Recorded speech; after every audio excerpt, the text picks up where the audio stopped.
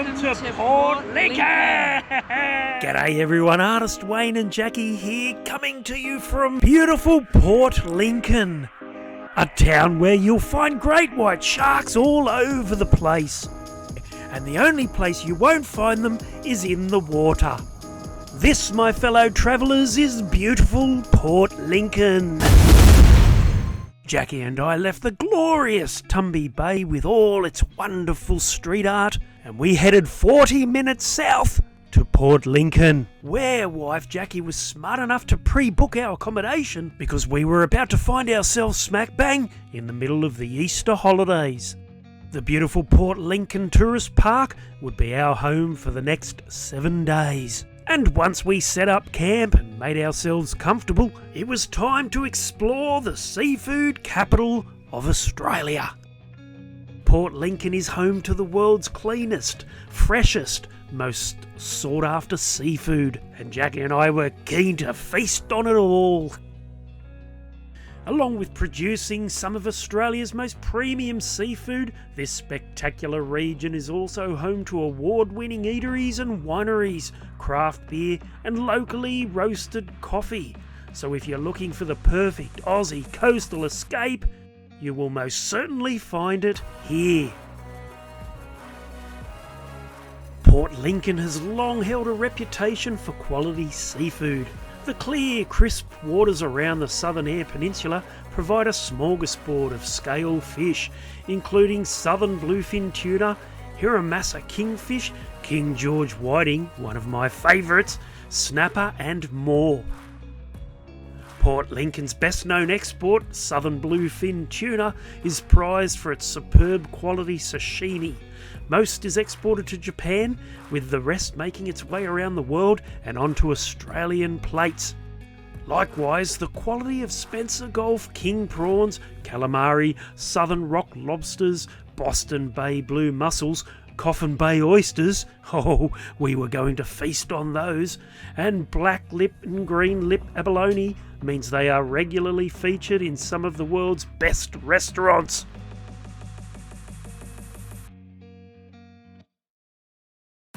So, with so much to see and do, where would we start? Well, one of the first things Jacqui and I did was to take a beautiful bike ride over to the Port Lincoln Marina, where we visited the folks at Calypso Star Charters, Australia's #1 shark cage experience, to find out whether the great white sharks had returned. Because way back when Jacqui and I were camping in Cal, we had been informed by Calypso Star Charters that there were no great white sharks. Of course, I was desperately hoping the situation had changed, but unfortunately it hadn't. There had been no sightings for over a month now. Apparently word had got around that there was a new alpha male in town.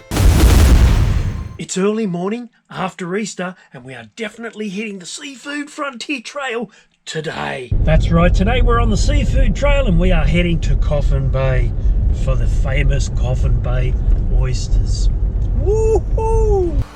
Situated on the western tip of southern Eyre Peninsula is the idyllic township of Coffin Bay, approximately 45 kilometres by road northwest of Port Lincoln. The town overlooks the pristine waters of Port Douglas, named after Captain Bloomfield Douglas, which is part of an extensive bay system that includes Little Douglas, Mount Dutton, Calliope, Yangi and Coffin Bays.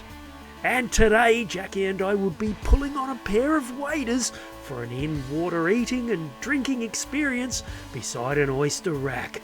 This would be a real culinary adventure. Here we are doing some oyster farming at Coffin Bay. This fantastic 3-hour Oyster Bay experience with Experience Coffin Bay is a must-do.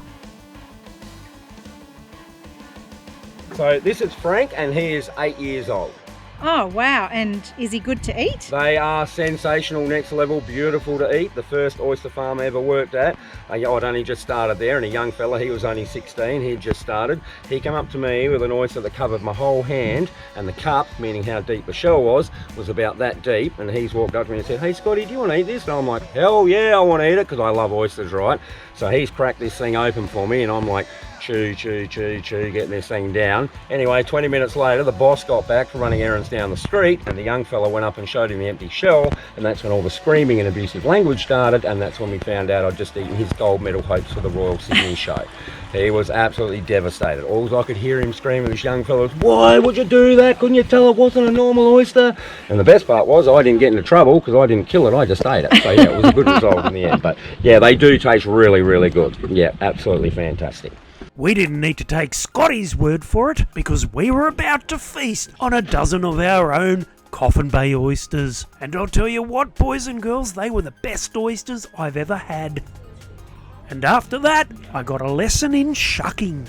A couple of ways you can open an oyster. First way is what they call the hinge method. You get your knife up under the hinge there, force the blade up, pop your wrist back, cut the muscle, you're into your oyster. That's the way you'd expect it done for you in a 5-star restaurant, or if you're trying to impress a judge on Master Chef, because what you're trying to do is prepare the outside edge of that shell so it looks really, really good on your plate. However, the way I'm going to show you how to do it today is the bush mechanic method, all about just getting the oyster out and having a good old feed. Okay, first thing, we've got the flat side of the shell there, we've got that little hook, we'll call that the bottom, the rounded part at the top. Think of your oyster as a clock face, okay? So 12 o'clock, 3 o'clock, 6 o'clock, 9 o'clock. The muscle you want to cut is always located at 3 o'clock, never moves from there. Biggest mistake people make when they're trying to open oysters is they hold their knife like that. So if you slip off the edge of the shell trying to get into it, you're going to have that much knife going to the palm of your hand or your fingers or any other random body part that's in the way. All you need to get into your oyster is around 5 mil of the tip of your shucker. Oyster shuckers are not sharp on the edges, so you can grab them nice and tight with your fingers, and the good ones that we use and sell on here have a really defined point on them. The point is your friend. Never use a kitchen knife or a paring knife, never use a sharp shucker. I'm going to try to say that 5 times real fast. Okay. Hold it nice and short. You want to come in at 3 o'clock where the two shells meet. This is where the curved shell meets the flat shell, and this bit can take a bit of practice, but normally you can see a dark line or ridge or a bit of an overhang. Something that's going to give that position away. But if you're struggling to find it, you're better off coming up on a bit of an angle on the flat shell or trying to come up underneath on the curved shell. So holding it nice and short, coming in at 3. First job you want to do is just drill a little hole into that oyster. So come in at 3 and we will drill a little hole. Here we go. Yeah. There we go. It is absolutely the hardest part of opening a Pacific oyster right there. Oyster out in front, you want to move it backwards and forwards like so, and you want to swing your knife like a windscreen wiper. 4 o'clock, 2 o'clock, 4 o'clock, 2 o'clock, so you can cut through that muscle at 3 o'clock. So do that, and when you do, the shell is going to pop up a little bit like so. Now what you want to do, you want to make sure you've cut that muscle completely away from inside the flat of the shell. It is located just there, but don't come in shallow with your knife trying to cut it out. You risk your knife slipping out, and even that raking across the top of your finger is going to hurt a bit. Come nice and deep into the shell, scraping from the 12 o'clock back to the 6 o'clock. Get your knife in there, and boom. When you get to 6 o'clock, your knife will stop. When your knife stops, turn it towards you, that'll pop the shell up for you. There's a little scar where I cut the muscle off the one side there, get rid of that bit. So you can get the oyster out now. You want to come in at 3 o'clock, you can feel that muscle attached to the other side of the shell. It's the hardest part of the oyster. What you want to do now, follow the contour of that shell from 3 o'clock to 11 o'clock. Don't go from 11 o'clock to 3 o'clock back towards you. One day your knife will fly at the top of the shell. You'll stab yourself right about there in the soft fleshy part of the hand. Hurts a whole lot more and there's a lot more blood. So don't do it. Cut away from it. So down the muscle, like so. Now, if you're just eating oysters and that's all you're doing, from there, down the hatch. But if you're a foodie, you like your presentation, you've got guests coming over, something like that, that is not how you present an oyster for someone to eat. All you have to do for that fine presento is pop the meat gently out at 6 o'clock there and then roll the oyster over in the shell. That'll get it up the right way, making it look really, really good on your plate. How do you top off a fantastic morning like that? By having lunch at the famous Oyster HQ. Home to the world's only self-serve 24/7 oyster dispensary. It's situated on the water's edge with the best views in town. Where we took our seafood frontier trail to new heights. And after we had our feed, we fed a family of emus. I'll give them to him. These guys couldn't quite reach the ripe olives. After our strenuous fruit picking, we knew we were gonna need something to dine on later, so Jackie and I went off in search of fresh Coffin Bay oysters. World famous Coffin Bay oysters, 2 dozen, $11 a dozen. The following day, Jackie and I were on the move, and even though we never travel far, today would be our shortest journey yet. You see, my fellow travellers, we were moving from this unpowered site to this powered site, with a view. And of course, Jackie and I were feasting on fresh seafood on a daily basis. G'day Richie, there was no tin calamari at this fresh seafood place. Of course, after eating all that seafood, we needed some exercise. So Jackie and I hit the Port Lincoln National Park and followed in the footsteps of Matthew Flinders. I don't see why Matthew Flinders was so anxious. There's a perfectly good trail leading all the way up to the top of the ridge.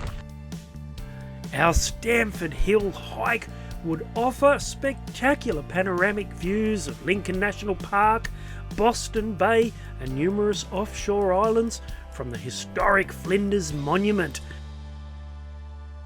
Welcome to Port Lincoln!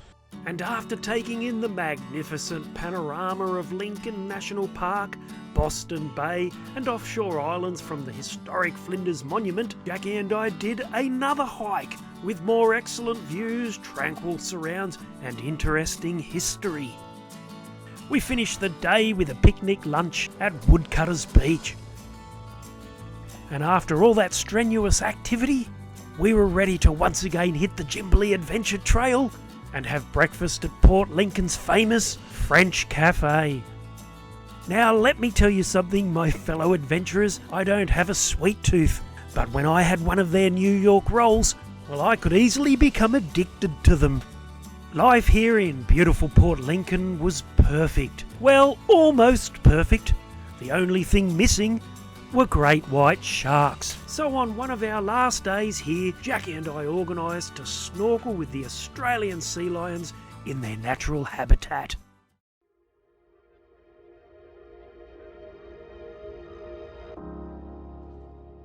Today, Jackie and I would fall in love with the puppy dogs of the sea.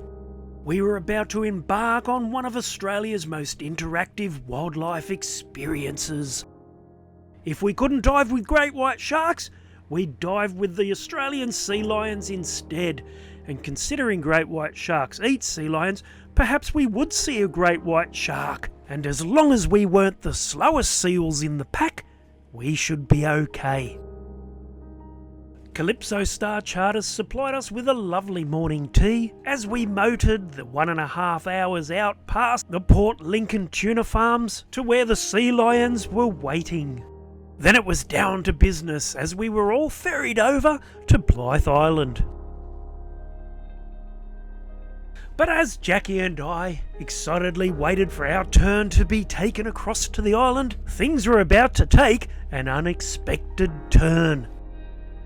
You see, the skipper of our dinghy, who just so happened to be the skipper of the boat, was about to get our dinghy bogged in weed.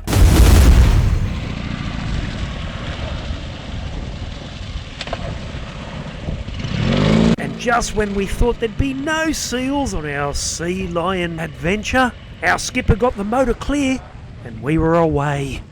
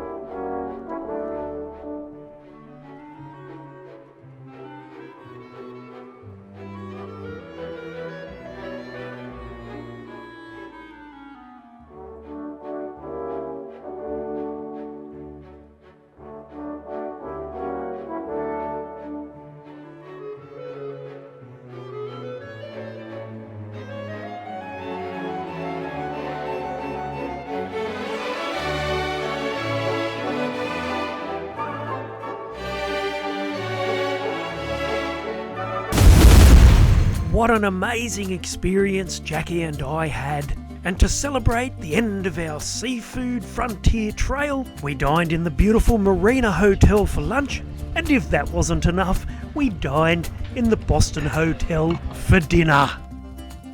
Sadly, we would be leaving the beautiful South Australian coast and heading north, so we could store our caravan, head back to New South Wales for a wedding, birthdays, and a 3-day motorcycle ride.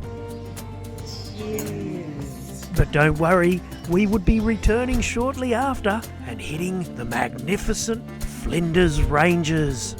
So now it's time to give our stay in beautiful Port Lincoln a score and to unveil my latest artwork. Here it is, it's a beautiful leafy sea dragon from Tumby Bay, and it's the last painting in our seafood frontier trail. And as far as Port Lincoln goes, well, I'm scoring it 4.8 out of 5, only because there were no great white sharks. Well, that didn't really matter to me. I scored Port Lincoln a 5 out of 5. There's so much to see, and really swimming with the seals made up for that. So It was great. take care, everyone, and until next time, stay safe. See ya.